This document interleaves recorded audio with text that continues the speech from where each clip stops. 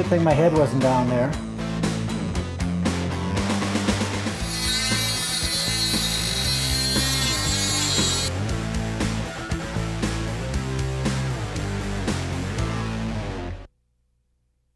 This is a 1970 Lotus Super 7.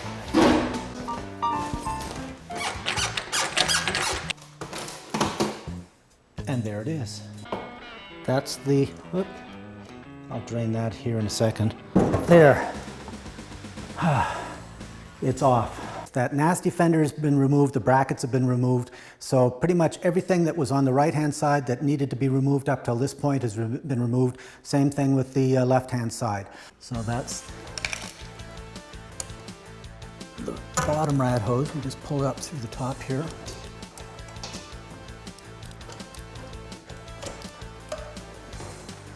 Like eviscerating a monster.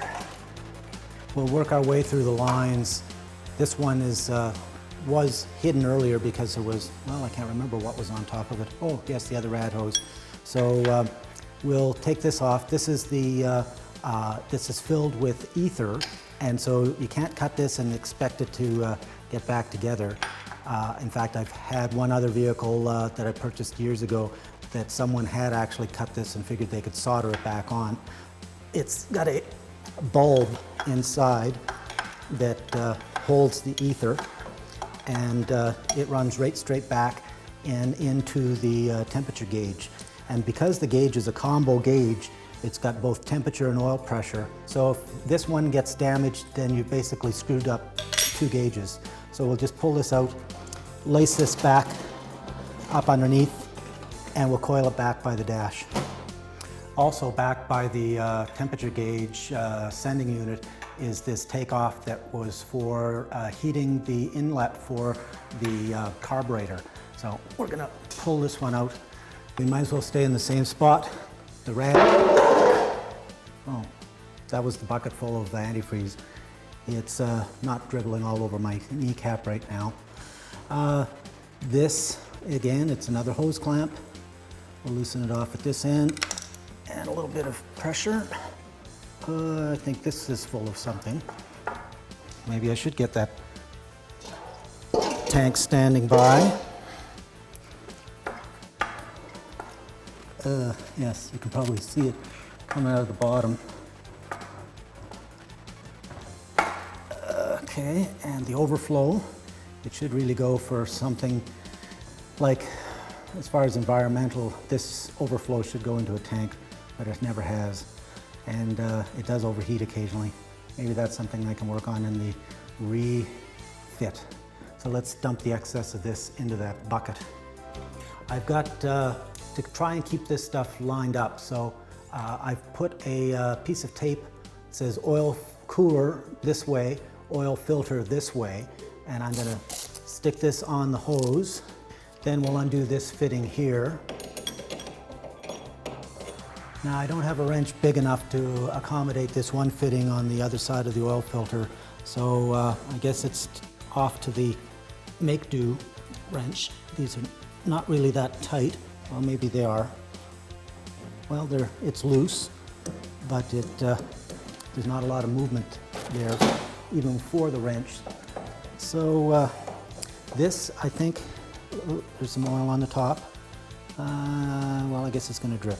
I'll leave it there for a second until I figure out where the other end of it is. Well, the other end of that hose goes to the bottom of the oil pump on the side of the engine. And I'm not ready to take that off right now. So let's move a little further along, and let's take the accelerator cable off. These things all have to be removed, so I'm going to work on this one first. It's the control box for the electronic ignition. This is the anchor for the grounding strap. Next thing I'm going to do is take this hose line off and then probably get the oil tank out of the way. This is a case of not having a wrench the same size, proper size for this, so we're resorting to the old open-ended, I don't know what this is called, frankly, but it does the trick. Okay, that line's off, and out comes the tank. Well, we're back over to this oil filter. In order to get this one line off, I'm thinking I'll take the filter off. So rather than just, I don't know how I'm going to do this. It's a good thing you can't see what I'm doing down here with my right arm, because it's sort of like a contortionist. Oops. And there's the oil all down the side of the car. I like to think of myself as a conservationist, but if there's anything that paper towels were made for, it was for working on cars. So let's clean some of this up. It makes everything nice and shiny. Okay, time for a big part. Let's take the muffler off this side, and that requires using a deep socket. Now, it took me this many wrenches to figure out that this, at the back, is held on by a 13. So it's just a rubber isolator, and it's only held on by one bolt. It originally had a stainless steel exhaust system on it, but that was replaced for this one big standard steel pipe when the turbo was installed. Well, that felt good, taking that muffler off the side. So I think I'm going to go after something big because it feels good. So I'm going to take the fuel tank out of the back here.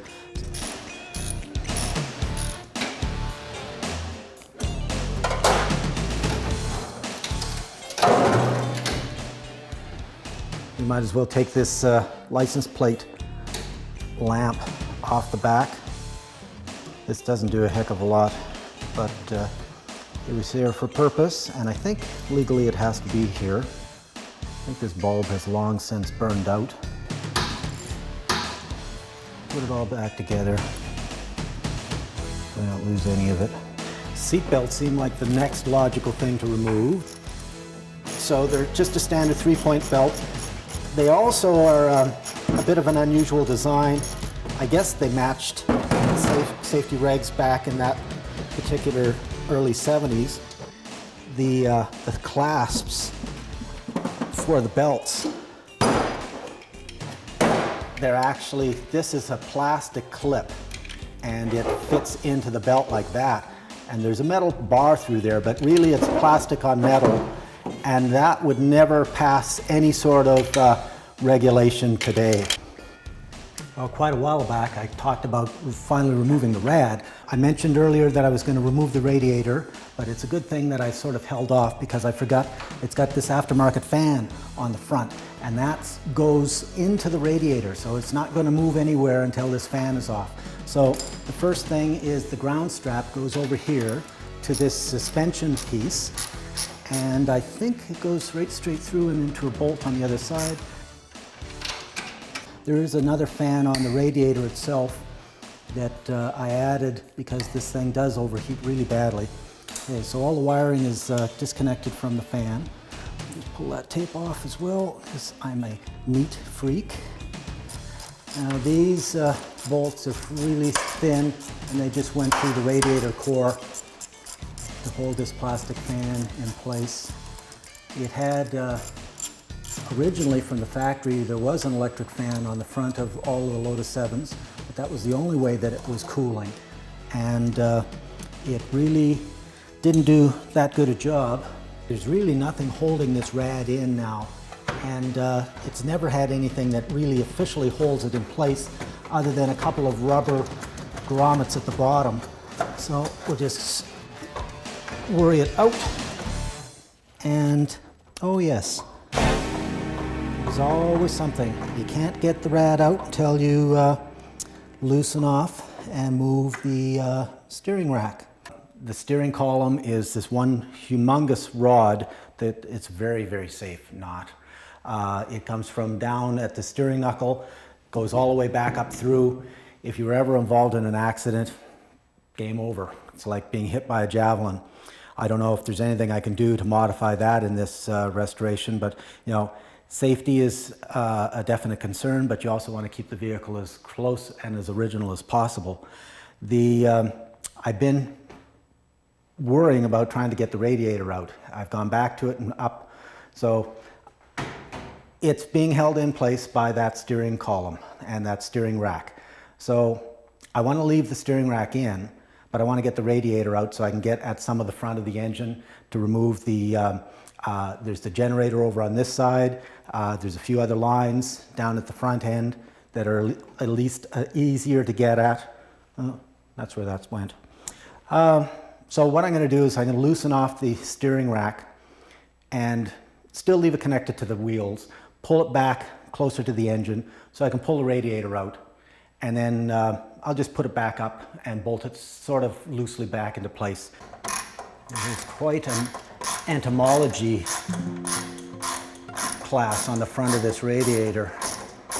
I had to turn the wheels slightly to the left to get this bracket to clear, and now there's the radiator, complete with all the bugs. With the radiator removed, now I have easy access to all of the components on the front of the engine. The fan, a plastic fan, has been added to assist in cooling this hot little British sports car. There's a bit of a nylon spacer that helps offset the fan from the engine block. It's a real tight fit in here, and there's actually a piece of frame that runs across between the engine and the fan. There. Time to pull the steering column. I'm going to leave the U-joint attached to the steering rack for now. Once again, a bit of a goof. Leaving the steering wheel in place, it's not going to come out because it's going to run into this back portion of the frame. So I've taken the Lotus emblem out of the center, and it's one of the very few nuts that I have a big socket for. And you should, oh yeah, there we go. It's not really very tight. Okay, steering wheel off. Put the nut in the steering wheel, stick the badge back on it, store it with the Olympic javelin. Just put that bolt together for a sec. Yeah, so you can see it's grooved, and that groove accommodates the bolt. I've always thought of generators in early British cars as being almost a cosmetic item added just for effect, because they don't really do a heck of a lot of generating.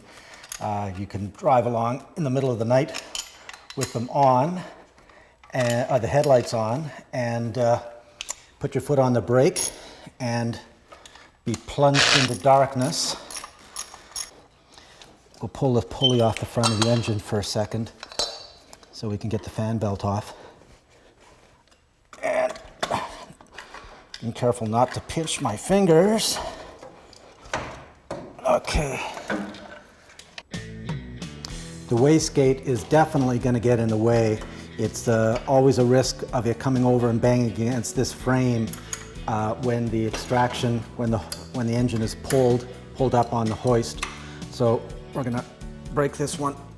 This is going to be tough because these are manifold bolts. There may be actually a bit of a spring pressure on this because it, oh, that one's out. You can take the gasket out.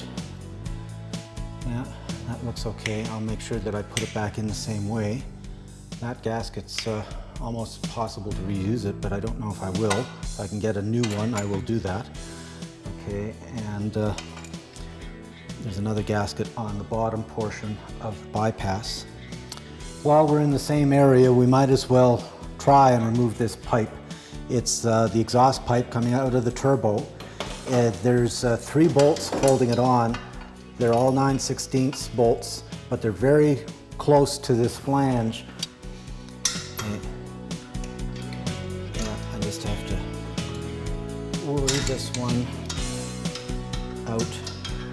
Maybe I don't know if I can get that socket on it.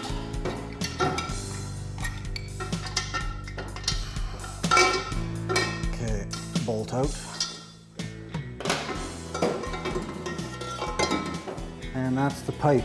You can see the cutout that had to be done. They had to flatten this one side of the pipe to accommodate clearances on the that portion of the engine down here around by the transmission bell housing.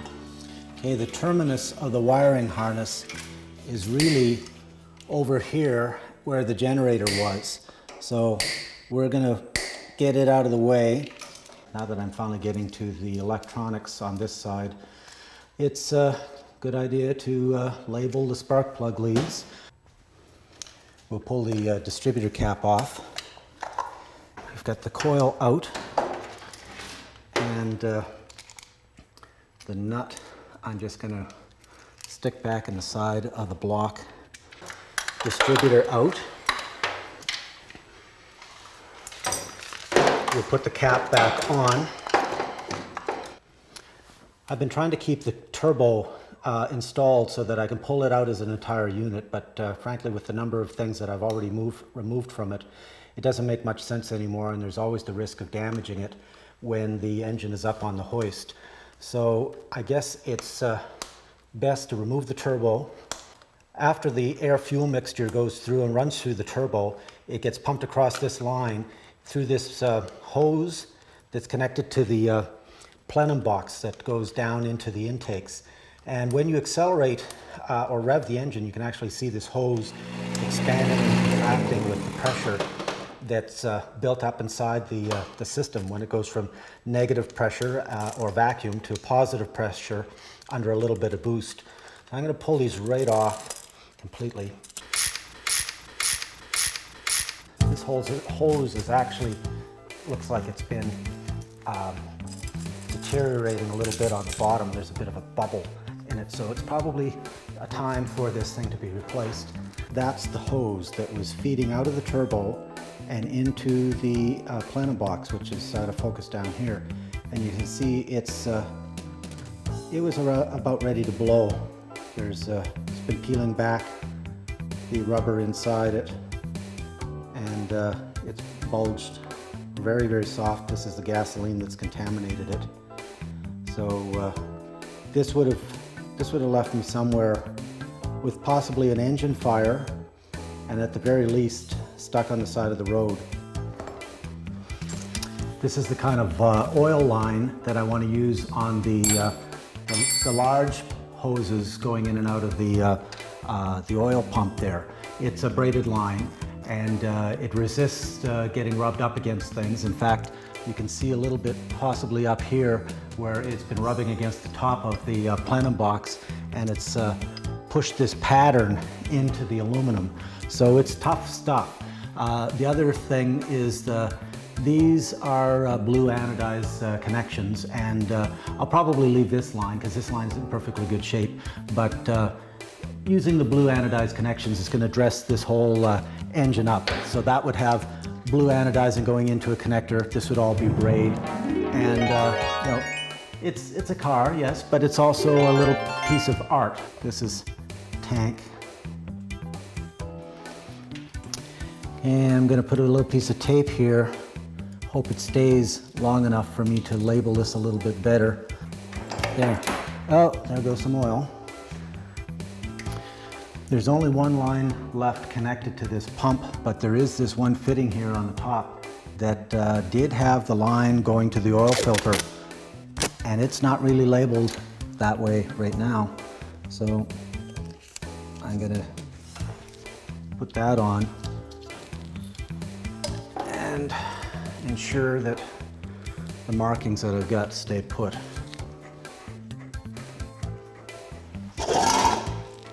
One last line at the bottom. It's going to the oil filter.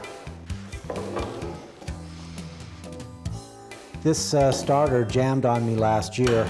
It actually, I think the gear got jammed onto the starter ring and left me stuck on the side of the road. Let's see if I can break this without taking off my knuckles. And I had to get down underneath the car, and this portion here, that's the end of the shaft. I had to put a wrench on that and turn it to break the locked position of the starter. Anyway, it left me stuck on the side of the road, crawling around underneath this unusual British sports car. And that kind of attracts attention. You get all sorts of people stopping and helping you. If they could help you, that would be fine, but most of the time, there's not much they can do. But it does attract attention, for sure. Well, I keep changing my mind. Might as well take this off. Still the risk of damaging it when I pull the engine. I've been reluctant to pull it off because it has gaskets in here, but they're not really gaskets. They're rubber O-rings that are held together with an aluminum flange. This was what was originally used when the car had 2 side draft Weber carburetors installed. So we'll pull this off gingerly, see if we can just leave the gaskets in position. Oh, that's kind of interesting. That looks like a blowout. Oh, these are not good shape. There's the manifold. The manifold looks okay. There's no blowouts there, but these gaskets, this one here, has been deformed. Look at the hole in the bottom. That's definitely turbo damage. I don't know what I can do to correct that, short of, I guess, putting gasket material in and hoping that they don't blow out. But this may be corrosion damage from gasoline, I don't know. But it's not a good sign. I took a close look at the inside of this plenum box, and there's little black specks of things blasted up against the wall inside. I don't know, that might have been little bits and pieces of the rubber O-rings as they either blew out or heated up. I don't think it's any major concern. When I get the head off this engine, it's going to be very, very interesting to see what kind of condition the tops of these pistons are in. These are not the best snap ring pliers out there. Might even be better off to, yeah, they're loosening on me. I need to tighten them up first. Now, these have to be by and large the worst snap ring pliers that I have ever bought.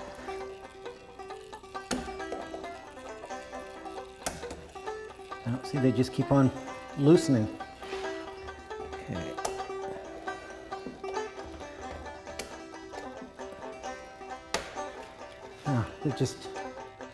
They're pieces of crap.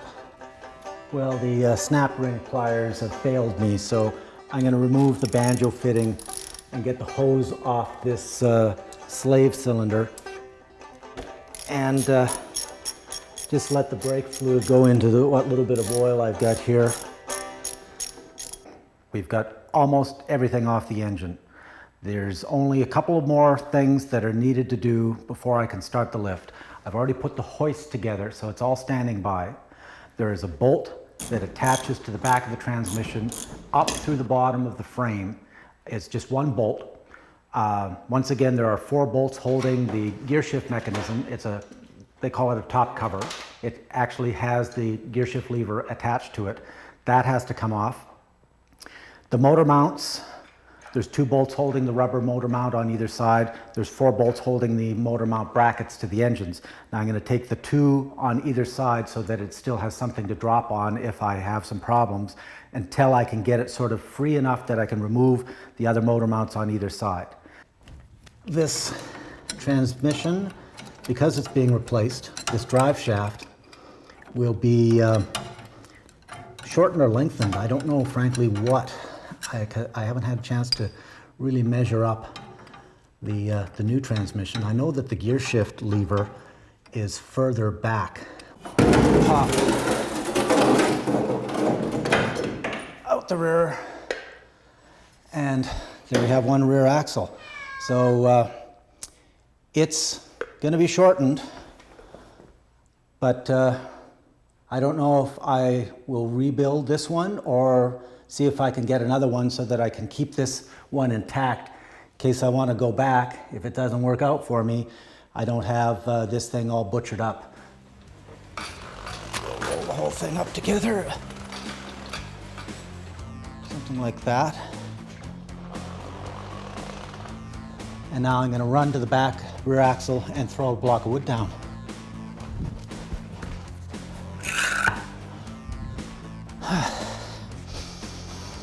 Okay, I have some options for chaining this thing up or using some cabling. And it's the next step is the big step, and I don't want to mess it up.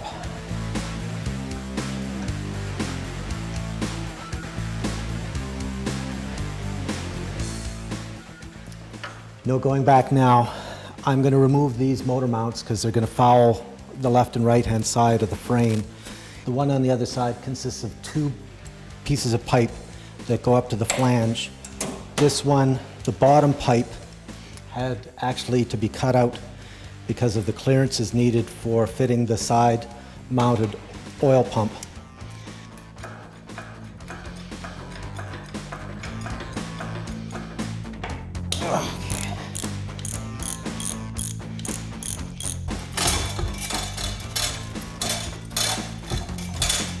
There will probably need to be a new pilot bearing put in.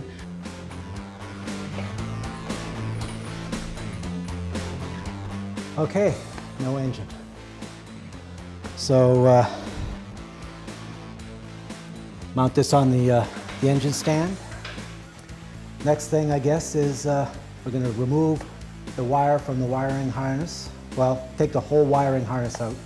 We've got some hydraulic lines, and then the suspension comes off, and then upside down we start to remove pop rivets and panels.